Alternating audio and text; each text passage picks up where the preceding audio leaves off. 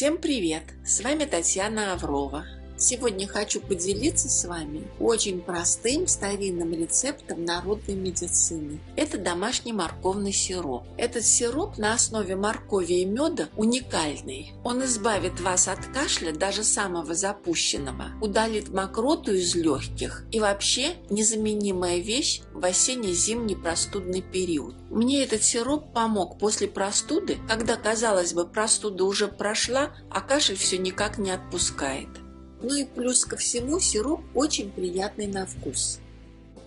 500 грамм моркови моем, чистим и нарезаем на небольшие куски. У меня достаточно крупноватые куски, лучше, конечно, порезать помельче. Добавляем к моркови 200 мл горячей воды, лучше даже если это будет кипяток.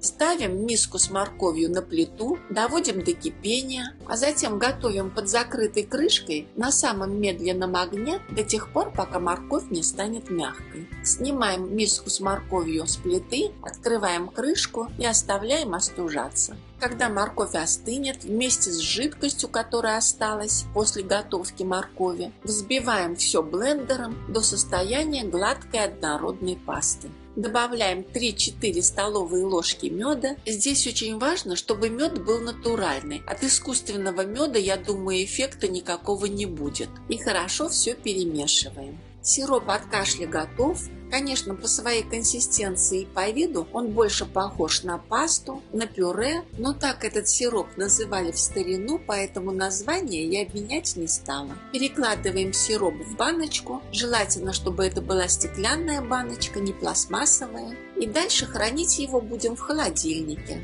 Используйте это чудо-средство, как только вы почувствуете, что начинаете покашливать, особенно в осенне-зимний простудный период. По 1 столовой ложке 3-4 раза в день, и практически дня через 2 должно наступить улучшение, а возможно и полное избавление от кашля. Сироп очень приятный на вкус, а значит, он должен понравиться детям. И вам не нужно будет заставлять ребенка принимать это натуральное, без химии, чудо-лекарство. Поделитесь этим рецептом со своими друзьями и близкими. Они вам будут благодарны. Всего вам самого хорошего и будьте здоровы! А чтобы не пропустить новое видео, подписывайтесь на канал, ставьте лайки, пишите свои комментарии и всего вам самого-самого доброго. До встречи на канале!